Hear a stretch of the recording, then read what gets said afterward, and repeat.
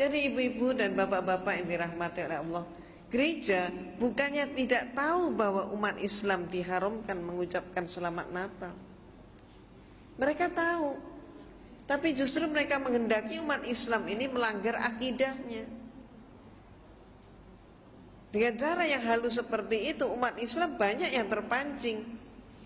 Maka ada kemudian umat Islam yang dari kelompok Islam liberal mengatakan umat Islam mengucapkan selamat Natal nggak apa-apa, karena menurut mereka saat itu umat Islam mengucapkan selamat atas lahirnya Nabi Isa alaihissalam. Ini kelompok jil beranggapan seperti itu. Di sisi yang lain ada kelompok juga di sisi yang lain mengucapkan selamat Natal berarti mengucapkan selamat atas lahirnya Tuhan Yesus. Ini sudah jelas merupakan suatu pelanggaran akidah. Yang kedua, kalau sampai kemudian dikatakan bahwa tidak mengucapkan selamat atas lahirnya Yesus dengan kapasitas Tuhan, tapi dikatakan mengucapkan selamat atas lahirnya Nabi Isa, inilah merupakan suatu jebakan mereka. Di mana gereja pun sekarang ini sudah mulai menggunakan istilah-istilah bukan lagi Natal, tapi dengan istilah Maulid Nabi Isa alaihissalam. Ini jebakan mereka. Maka apakah benar bahwa Nabi Isa itu lahirnya 25 Desember? Ini yang saya kupas dalam buku saya. Kita umat Islam mengetahui bahwa Rasulullah SAW lahirnya persis 12 Rabiul Awal. Maka kalau dikatakan 25 Desember kelahirannya Nabi Isa, apa betul seperti itu? Tahun kemarin di televisi kita, di salah satu stasiun televisi, sudah ada pendeta yang menerima pertanyaan, karena saat itu dialog interaktif, menerima pertanyaan, apa benar Yesus dilahirkan 25 Desember? Ternyata pendeta yang satu itu menjawab tidak. Nah, apakah kemudian pada tahun ini nanti mereka juga akan berani untuk menyampaikan bahwa sebetulnya yang terjadi tidak seperti itu, bahwa Natal ini bukan kelahiran Nabi Isa? Ibu-ibu dan bapak-bapak yang dirahmati oleh Allah, kita telaah dulu siapa yang sebenarnya lahir 25 Desember. Menurut buku yang saya tulis ini, jelas-jelas sekali dipaparkan bahwa yang diperingati tanggal 25 Desember itu adalah kelahirannya Dewa Matahari. Nah, mengapa Dewa Matahari kemudian dipakai sebagai peringatannya kelahirannya Nabi Isa yang oleh mereka disebut Yesus? Peristiwanya ketika rakyat Romawi masih beragama politisme paganisme. Hal ini berlangsung sampai abad keempat, di mana suatu bukti sejarah Kaisar Konstantin yang memimpin konsili Nizea yang diadakan di kota Nizea, maka disebut konsili Nizea. Konsili adalah konferensi atau bahasa lain muktamar. Ini bahasa Latin Romawi. Konsili Nizea yang diadakan pada tahun 325 Masehi melantik Yesus menjadi Tuhan. Jadi Konstantin melantik Yesus menjadi Tuhan, yang saat itu sebelumnya Yesus tidak pernah dinyatakan sebagai Tuhan. Dan sampai hari ini pun kalau ibu dan bapak mencermati seluruh Bible, tidak ada satu kalimat pun yang menyatakan Yesus sebagai Tuhan. Dia tidak pernah menyatakan sembahlah aku Tuhanmu. Hal itu tidak pernah terjadi. Kenapa? Karena fakta memang mengungkap, sejarah mengungkap Yesus dipertuhankan untuk pertama kalinya tahun 325 Masehi, dan yang melantik adalah Kaisar Konstantin. Nah, Kaisar Konstantin melantik Yesus menjadi Tuhan, memimpin konsili. Saat itu agamanya Konstantin belum Katolik. Jadi saat itu gereja masih ada satu saja, yaitu gereja Katolik. Belum pecah. Nanti pada abad pertengahan baru pecah, Katolik pecah menjadi Katolik dan Protestan. Jadi saat itu gereja yang ada hanya Katolik. Konstantin belum Katolik, dia masih politisme paganisme. Ketika terjadi kemelut pada Imperium Romawi, di mana Imperium Romawi hampir mengalami kepunahan, maka mereka pun mencari penyebabnya, para pembesar mencari penyebabnya. Apa penyebabnya? Maka saat itu kekaisaran menengarai penyebabnya adalah berbagai macam sembahan-sembahan yang mereka punyai tidak mampu mempersatukan bangsa Romawi. Jadi artinya agama mereka yang ada dianggap tidak kondusif. Maka kemudian Kaisar Romawi menerima masukan, karena dia pun sendiri telah melantik Yesus sebagai Tuhan. Dia menganggap keterangan-keterangan dari Paulus dan anak buah Paulus mengatakan ini ada sebuah agama yang mampu mempersatukan rakyat. Maka kemudian dari situlah Konstantin tertarik dengan Katolik untuk menyederhanakan Tuhan-Tuhan mereka yang berpuluh-puluh itu tadi. Termasuk misalnya yang Bapak Ibu kenal dan yang tidak asing dalam kehidupan orang-orang Romawi maupun di dalam pergaulan sehari-hari, kita kenal nama adalah Dewa Zeus yang dianggap sebagai Dewa Bapak. Bapak Ibu juga kenal istilah Dewi Jupiter, Aurora, Venus, maupun juga yang lain. Termasuk Bapak Ibu juga kenal dari film televisi atau film-film lain, Hercules termasuk itu, termasuk Xena termasuk itu. Semua itu adalah dewa dan dewi yang mereka sembah. Tidak mustahil tiap rumah mempunyai sembahan yang beda-beda. Walaupun di antara sembahan yang demikian banyak itu ada persamaannya. Di antaranya yang mereka sembah adalah Dewa Zeus. Ini yang paling populer. Selain itu juga ada dewa lagi yang sangat populer, yaitu Dewa Mitra, yang juga disebut Mitras atau disebut Dewa Ra. Ini sama, yaitu apa? Yaitu Dewa Matahari. Mereka beranggapan bahwa matahari ini adalah sesuatu yang sangat penting, dan mereka ketakutan kalau sampai matahari tidak terbit. Maka mereka menyembah matahari yang lahirnya oleh mereka ditempatkan setiap kali titik balik matahari.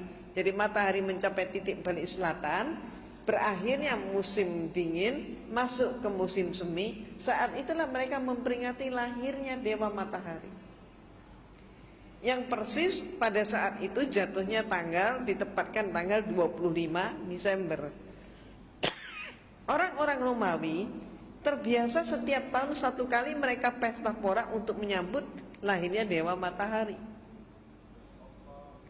Jadi kalau orang-orang di Cina, penanggalan Cina, tiap tahun baru itu ditempatkan dengan jatuhnya musim semi, mereka menari dan sebagainya. Tapi orang Romawi yang paling mereka peringati adalah Dewa Matahari. Karena menurut orang-orang Romawi, dewa yang satu inilah yang paling penting di dalam kehidupan. Nah, cara mereka pesta adalah laki, perempuan, tua, muda, besar, kecil keluar dari mereka rumah. Nari, nyanyi, bahkan sampai mabuk, sampai terjatuh, tertidur di jalan-jalan. Semalam suntuk mereka pesta. Ketika kemudian Konstantin melihat kepentingan negaranya, maka kemudian dia masuk dalam agama Katolik. Karena Konstantin masuk menjadi pengikut Katolik, maka dia menginginkan dengan demikian seluruh rakyatnya pun menjadi Katolik. Katolik sebagai agama negara. Tapi rakyatnya nampaknya tidak mau pindah agama. Disebabkan apa? Kalau mereka pindah agama, maka berarti mereka khawatir pesta 25 Desember ini hilang. Konstantin menangkap kegelisahan seperti ini. Maka cepatlah kemudian dia menyatakan, rakyatku, dia umumkan, pesta 25 Desember tidak akan hilang, justru akan dilestarikan. Karena Yesus lahirnya pada tanggal 25 Desember. Karena Yesus lahirnya 25 Desember menurut Konstantin, maka rakyatnya berpikir lebih jauh lagi. Oh, kalau begitu Yesus adalah anaknya Dewa Matahari. Ini oleh mereka diiyakan juga. Ya, betul katanya. Maka berbondong-bondonglah seluruh rakyat Romawi masuk ke agama Katolik. Ini sejarahnya. Maka sejak saat itu pula, maka seluruh patung-patung dewa matahari diubah namanya menjadi patung Yesus. Demikian pula kalau bapak-bapak ibu-ibu cermati itu di apa namanya, di patung-patung itu kan seringkali ada bulatan di belakang kepala. Itu simbol apa itu sebenarnya? Simbol dewa matahari. Simbolnya matahari. Di salib itu, di belakang kepala salib itu kan juga ada bulatan atau kadang ada sinar, kan begitu. Sinar atau bulatan apa? Matahari. Nah, sejak saat itulah dipakai. Nah, kemudian ibu dan bapak yang dirahmati oleh Allah, pada saat bulan-bulan ini pun, hari-hari ini pun, bapak dan ibu sudah mulai melihat di berbagai mall, di toko-toko, di gedung-gedung, mereka pakai pohon cemara. Kemudian hiasannya bagus sekali. Betul kan? Menarik sekali. Ada kemudian pakai pohon cemara penuh dengan salju. Terus kemudian ada kandang domba. Ada palungannya, di situ Yesus lahir.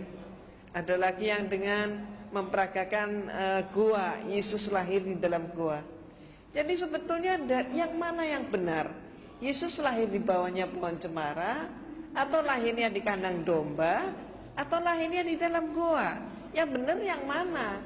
Belum lagi nanti ada hiasan Sinterklas, pakai kijang kencana itu kan. Jadi yang mana ini yang benar?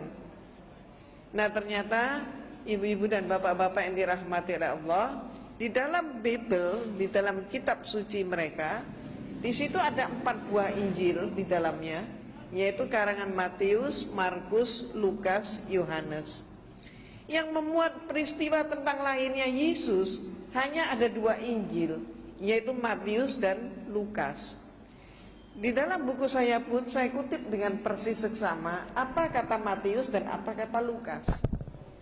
Maka menurut informasi mereka, Matius dan Lukas yang sama-sama menyatakan mendapatkan firman Tuhan, sama-sama menyampaikan firman Tuhan, tapi banyak yang kontradiksi. Kontradiksinya antara lain, yang satu menyatakan Yesus lahirnya di zaman Kaisar Agustus, yang satu menyatakan Yesus lahirnya di dalam pemerintahan Herodes Agung. Konsekuensinya berarti perbedaan pendapat di antara mereka ini berarti mempengaruhi penentuan tahun 1 Masehi sebagai tahun kelahiran Nabi Isa. Dengan arti kata lain, tahun Masehi yang sekarang ini dipakai oleh umat manusia di dunia ini, termasuk kita juga pakai, yang katanya sekarang adalah tahun 2003 Masehi, ternyata salah hitung. Jadi Dionysius lah saat itu yang diperintahkan untuk membuat penanggalan, ternyata salah ngitung. Cuman kesalahan yang dilestarikan. Sementara kita sendiri punya tahun baru Hijriah, tapi seringkali nggak hafal kita tahun berapa sekarang. Ya paling cuman berapa orang yang tahu, nggak semuanya. Nah, ya kalau kita semua tahu, alhamdulillah. Nah, oh baru Idul Fitri ya, karena baru Idul Fitri jadi masih ingat. Karena baru kirim kartu ya, alhamdulillah. Nah, ibu-ibu dan bapak-bapak yang dirahmati oleh Allah, ada hal yang sama juga informasi Lukas dan informasi Matius. Samanya apa? Kedua mereka menyatakan Yesus lahir di malam hari. Ketika bintang gemerlapan, dan saat itu gembala menggembalakan ternak mereka ke padang rumput tengah malam. Nah, maka informasi ini coba kita analisis. Kalau dikatakan Yesus lahirnya tengah malam, bintangnya gemerlapan, kemudian gembala menggembalakan ternak ke padang rumput tengah malam, itu artinya musim apa? Nggak mungkin salju ya. Nggak mungkin salju kan?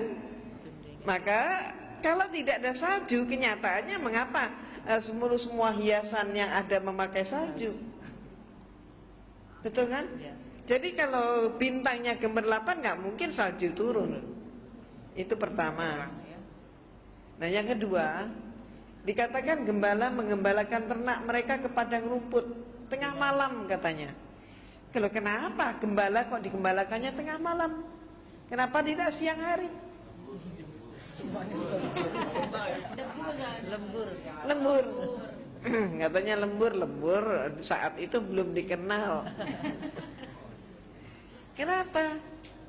Ya kalau mereka menggembalakannya di pagi hari, siang hari, mereka tidak tahan dengan apa? Sengatan matahari di musim panas. Maka mereka menggembalakannya justru di malam hari saat musim panas. Tapi kalau musim dingin menggembalakan di malam hari, beku mereka. Jadi berarti itu saat musim panas. Perhitungan peredaran bulan, waktu, dan musim tidak mungkin saat itu terjadinya di dalam bulan Desember. Nah, sehingga pertanyaannya, siapa sebenarnya yang mereka peringati? Dan nantinya ketemu yang mereka peringati sesungguhnya adalah dewa matahari. Itu sebabnya maka kitab Yahudi mengatakan Yesus lahirnya di dalam bulan Elul. Nah, bulan Elul itu kapan? Bulan Elul itu antara Juli September, bukan Desember. Kalau kitab suci Al-Quran, maka kita simak bersama firman Allah di dalam surat Maryam. Dikatakan dalam surat Maryam bahwa Nabi Isa alaihissalam dilahirkan oleh ibunya di bawah pohon korma. Ketika pohon korma berbuah dengan lebat, maka pangkal korma digoyang, buah korma pun berguguran. Ini musim apa? Musim korma berarti musim panas. Jadi alhamdulillah ibu dan bapak, bulan Agustus yang lalu saya mendapatkan anugerah dari Allah, saya bisa berumroh. Nah, maka ketika mengadakan perjalanan ke Sharjah, maka di sana saya masuk sebuah museum. Di halaman museum itu ada pohon korma yang berbuah lebat. Dan saat itu di Saudi memang banyak sekali pohon korma yang buah kormanya pun berguguran di sekitar pohon itu. Sedang musim buah korma, pas panasnya pun sedang luar biasa. Pas panas-panasnya, antara saya di sana saat itu antara 40-50 derajat. Panas sekali. Dan kami semua yang mengunjungi museum itu dipersilahkan oleh penjaga untuk memetik buah korma dari pohonnya sendiri. Bagi orang Indonesia ini suatu yang sangat langka. Maka kemudian ketika saya petik satu buah korma, apa yang terjadi? Satu saya tarik, yang lain pun berguguran. Nah, inilah saya sangat bersyukur atas karunia Allah termasuk bisa membuktikan ayat itu. Jadi pangkal korma digoyang, buah korma pun berguguran. Padahal saat itu yang saya goyangkan, karena saya tarik adalah salah satu tangkai, ternyata semua yang lain pun ikut berguguran. Nah, ibu-ibu yang saya hormati, seluruh itu tadi jadi adalah musim panas. Dan jangan lupa seluruh Palestina, Yesus itu dilahirkan di sebuah desa yang namanya Bethlehem. Provinsinya adalah provinsi Galilea. Ini adalah bagian daripada Yudea.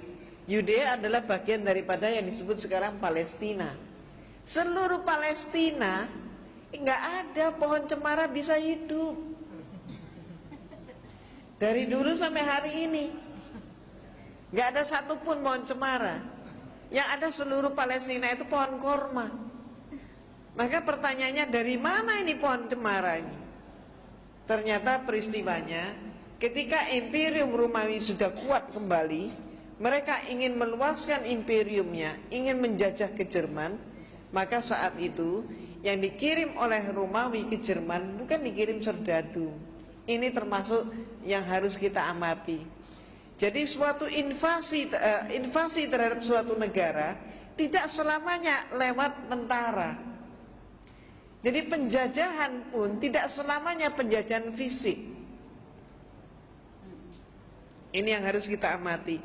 Demikian pula yang dikirim saat itu oleh Romawi bukan tentara, bukan serdadu, tapi yang dikirim ke Jerman adalah para pastor dari kelompok atau dari ordo Yesuit. Nah, pastor ini diberi perintah untuk menyelidiki orang Jerman menyembah kepada apa, agama mereka apa. Dalam waktu singkat para pastor ini mendapatkan berita bahwa orang Jerman saat itu agamanya masih animisme, dinamisme. Yang disembah adalah dewa yang merupakan dewa sebuah pohon, yang pohon itu mempunyai bentuk yang khusus, yaitu apa? Pohon itu selalu menjulang tegak ke udara, dan sekaligus pohon itu mengeluarkan bau harum yang sangat khas. Tidak ada bau harum yang menyamai. Pohon apa itu kira-kira? Pohon cemara. Maka bau cemara itu kan khas, tidak ada yang mirip dengan baunya cemara. Nah, kemudian para pastor segera pulang ke rumah melaporkan orang Jerman menyembah dewa cemara. Maka kemudian Konstantin segera mengadakan rapat, dan kemudian hasilnya mengirim semakin banyak pastor ke Jerman. Armada pastor dikirim. Perlunya apa? Untuk menyebar ke seluruh pelosok Jerman dengan mengatakan Yesus lahirnya di bawah pohon cemara. Karena orang Jerman menyembah pohon cemara, dikatakan Yesus itu lahirnya di bawah pohon cemara, maka rakyat Jerman kemudian berkesimpulan, oh kalau begitu tidak beda antara agamamu dan agama saya, katanya. Ternyata Yesus anaknya dewa cemara. Maka kemudian agama Kristen pun masuk ke Jerman. Ini yang terjadi. Nah, ibu-ibu dan bapak-bapak yang dirahmati oleh Allah, sekaligus nanti di sini bapak dan ibu akan mendapatkan tambahan wawasan bahwa ternyata Natal itu pun baru menjadi acara resmi gereja pada abad yang ke-5. Sebelumnya tidak. Dan masih banyak informasi yang lain, termasuk ayat-ayat Bible yang sebenarnya menyatakan bahwa perbuatan untuk menyembah kepada patung, kepada orang berhala-berhala adalah perbuatan yang sangat dilarang oleh agama. Nah, dikatakan juga bahwa peringatan hari kelahiran itu tidak dikenal di kalangan mereka, tapi justru yang melakukan peringatan kelahiran adalah orang-orang yang dianggap sebagai orang-orang yang sesat, termasuk Herodus dan sebagainya, orang-orang kafir istilah mereka. Nah, sekarang pertanyaannya, dengan mengetahui bahwa muatan daripada 25 Desember Natal itu ternyata tidak benar, bertentangan dengan akidah kita, maka sekarang menjadi suatu pemikiran ulang hendaknya, apakah kita juga ikut masih tetap mengucapkan selamat Natal. Sebab menurut fatwa MUI, menurut Buya Hamka almarhum, maka merayakan Natal ataupun berarti mengucapkan selamat Natal hukumnya haram. Mengapa diharamkan? Itu tadi sebabnya. Dan Kristen memang senantiasa berusaha untuk mempengaruhi kita umat Islam untuk melanggar akidah. Nah, ibu dan bapak, ini dahulu pemaparan saya. Silakan kita masuk dalam sesi tanya jawab terlebih dahulu.